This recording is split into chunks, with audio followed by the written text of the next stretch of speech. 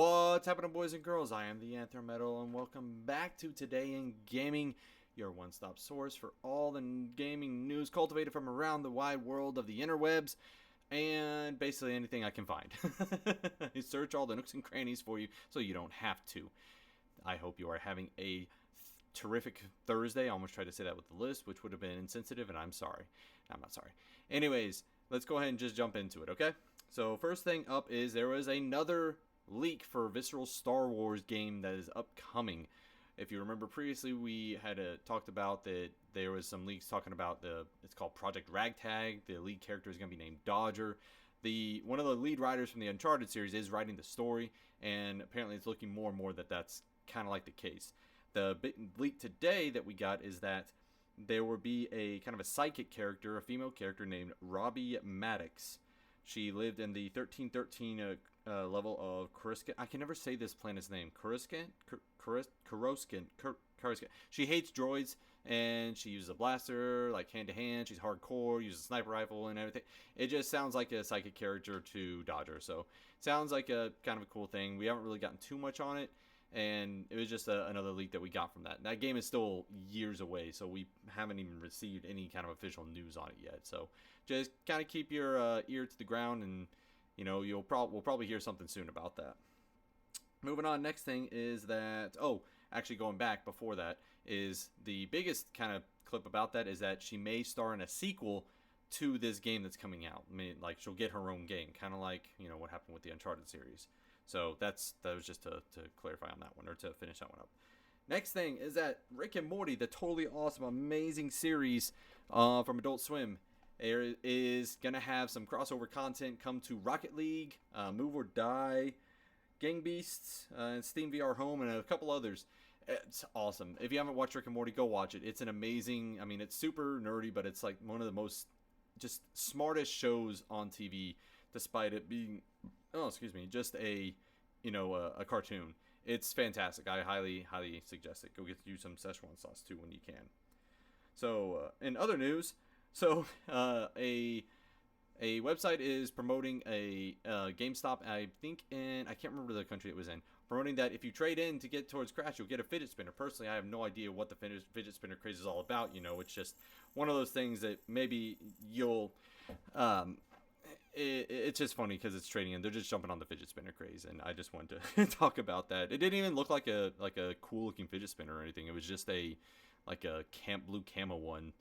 Like they just grabbed it off the shelf somewhere, like, here you go. Anyways, next thing, this is kind of a crazy topic. I saw this game mentioned the other day, and it was called 1000 Top Rated, and it was a game on the PlayStation Store, on the PlayStation Network, that basically took about 5 minutes to get a platinum trophy And this kind of leads into a discussion. It was actually pulled today by the PlayStation Store because it's being called achievement spam. That there was no other point to the game than to get that platinum trophy.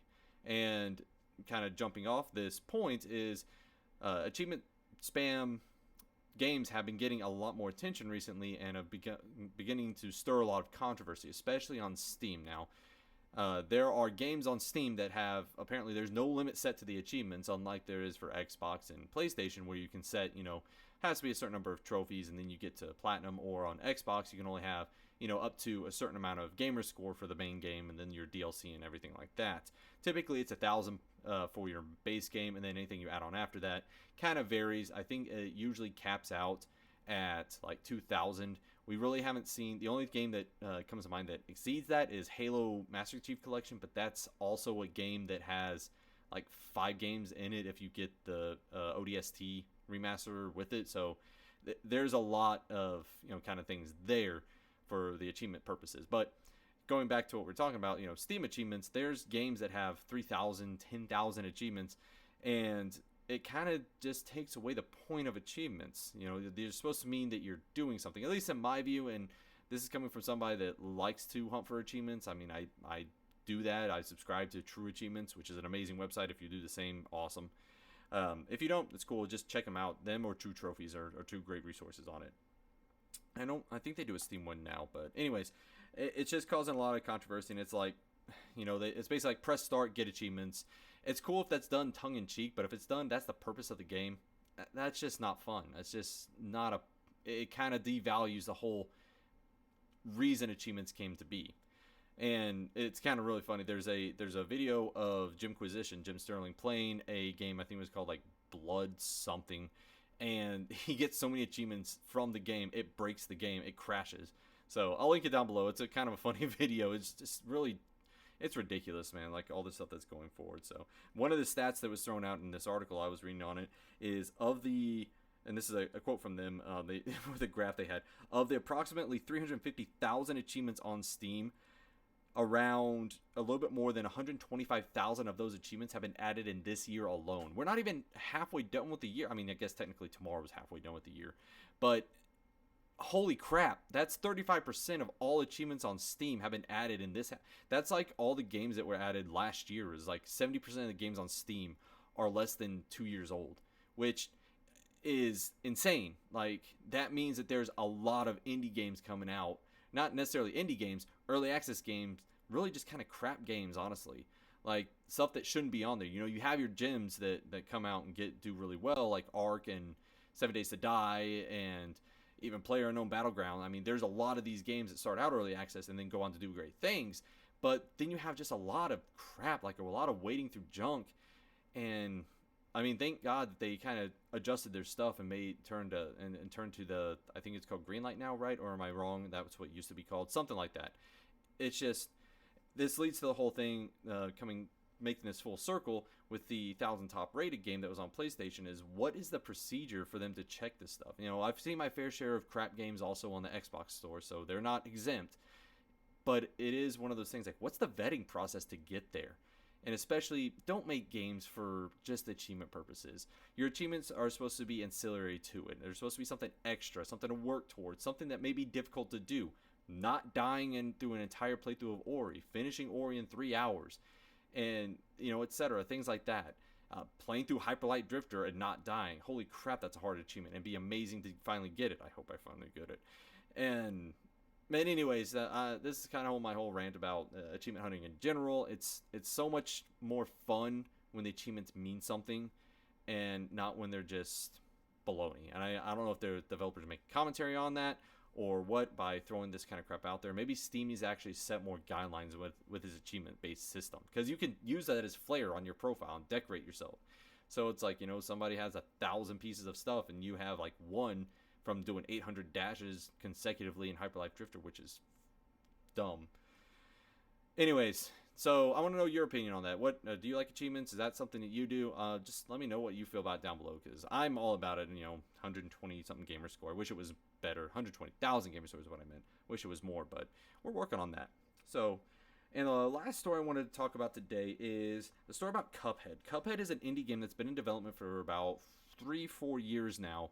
And on Xbox is when it is going to be the first title, or the first system that gets it.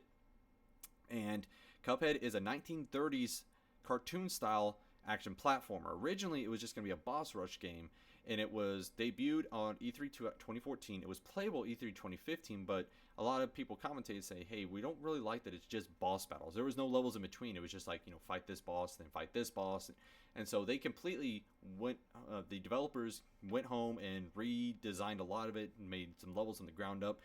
This article by GamesRadar is actually really cool because they're talking so much in depth about it. The brothers that had founded the company and worked really hard. Their team was only like 3 people. They expanded the team they said they remortgaged their houses, sold their cars, did all this stuff, sacrificed so much for this game, and they really wanted to succeed and pull off. It looks really awesome. I'm really excited to see this game. It finally has a release date. It comes out September 29th, so make sure to check it out when it does end up launching. Hopefully it doesn't get delayed. I think that they finally have it set in stone, and I can't wait to play it to see exactly all the hype and see this. It looks so fascinating. Everything's hand drawn and stuff like that. It just looks like an amazing experience. So that's actually the last story we're going to talk about today. Is there anything else that I missed you think that I should have included here?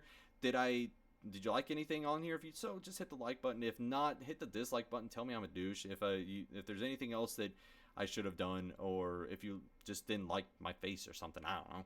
And just make sure to share the video as well, and subscribe if you're new here. I really appreciate it. It's been a blast kind of doing this. I'm going on 2 months doing this news show, so hopefully we can keep going strong. So that's it for me today. I love you. This has been Today in Gaming. I'm the Anthem Metal, and I will see you tomorrow.